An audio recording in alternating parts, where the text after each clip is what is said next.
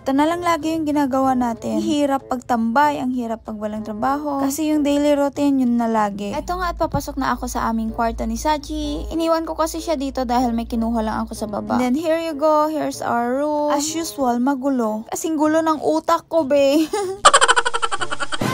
Medyo madilim yung ilaw namin sa kwarto kaya naglalagay ako ng mga lamp. Kasi parang dumidilim yung paningin ko. Pag masyadong dim yung light, ipapakita ko nga pala sa inyo kung ano yung daily kong ginagawa as an affiliate. Meron akong upuan dyan at isang malaking salamin. Buti na lang talaga nagpagawa ako dati ng salamin. At meron din akong strip lights from Wellmax. Meron siyang different color dyan kaya nakakapagpadagdag din ng ganda sa lightnings natin. Ang problema ko nga, hindi ko makita kung nasaan yung remote ng Wellmax. Sa gulo ba naman ng mundo at ng buhay ko? Kung saan-saan na lang talaga napupunta. Salamin, ipakita sa akin ang kayamanan ng mundo. Siyempre, bago tayo mag-video, punasan muna natin yung salamin natin. Para kahit back camera or mirror videos, talaga maayos-ayos. Minsan nga, yung iba hindi nila nahalata na sa mirror pala ako nagvi-video. At hindi pa dyan natatapos ang aking lights. Dahil eto, sinasaksak ko yung aking vanity lights. Shoot, ang dami kong ilaw. Buwanag na lang talaga ng buhay ko yung kulang eh. Sila yung oras namin sa umaga. Mag-daylight kasi nga talaga hanggang madaling araw kami natutulog ni Sachi. Kaya bago ako mag-video, o gumawa man ng kung anong-anong mga bagay, ayusin ko lang tong buhok ko, be. O, eto na naman yung ating clip. See the difference? Dapat talaga may styling para hindi boring. Gaya ng pagka-boring ko sa mundo. Minsan talaga pagtambay ka, sobrang bilis ng panahon, sobrang bilis ng oras, ng araw. Pre, palamunin ka. Wala kang problema, be. Di mo problema kung paano kumita ng pera. Yung tipong hihingi ka na lang, ma, 20 nga. Minsan, sisigawan ka na lang yan. Apay, naglaing kan, bakbakatan kan, awampay among obra.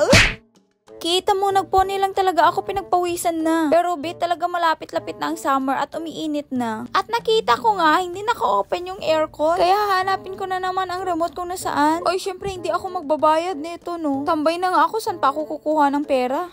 Sabi ko sa inyo, try nyo maging tambay, masarap ang buhay. O, diba? Iasa mo lahat. Abay, syempre, anong aasahan nila sa'yo? Tambay ka nga. Kidding aside. Sa mga nangangarap maging tambay dyan, ganito lang kabilis. Ito lang yung aking daily routine. Kaya pag naging tambay ka, ganito rin yung gagawin mo.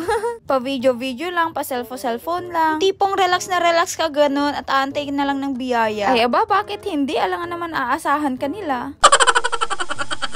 Hoy, ang iba baka maniwala. Minsan ang content creator, merong totoo pero madalas kalokohan. Ito nga pala yung aking free sample sa TikTok. Ang problema ako kasi panlalaki pala siya. Kemerot siya sa gitna. Pero in fairness ha, sobrang lambot ng kanyang tela. 100% cotton daw kasi to, kaya nag-go ako. Bakit ba ako na lang gagamit neto? Isukat ko lang siya at pakita ko sa inyo. Taran! Marie, ganito pa lang yung itsura niya. Mukhang hindi naman siya pang lalaki, diba? Pwede ko naman na itong gamitin sa gabi. At least malambot. Hindi naman porket magsusuot ako nito, tomboy na ako. Pero pwede, depende.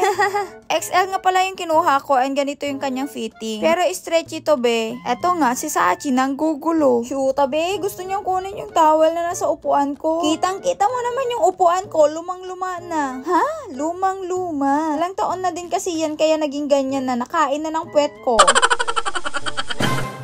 Shit na nga lang ilalagay ko dyan. Ang problema nga lang ng tambay, wala kang bagong gamit. Pero kaya lang pagtiyagaan muna kung anong meron. Para hindi lang sumakit yung aking legs dito. Going back to the brief, boxer brief. Boxer short pala to. Pero syempre para sa mga lalaki, boxer brief. This is from Organic. Maganda siya, be. Meron 3 different colors. Pag bumili ka kasi 3 na yung makukuha mo. Pero ganito talaga siya, panlalaki na panlalaki. Ayan o, may pakemerot dyan sa gitna. Para sa mga balls at Junjun. So, ito lang yung aking daily routine. Ito yung lagi kong ginagawa pag umakyat na ng kwarto. Next time naman, papakita ko sa inyo kung ano yung ginagawa ko sa baba. Ha? Madalas, mag-i-start na ako sa daily vlogs ko. Para naman yung mga marites dyan, may marites na tama. Ay, hindi mo knows. Baka hindi rin totoo. Sige na, pwede mo nang ikwento yung buhay ko. Bye!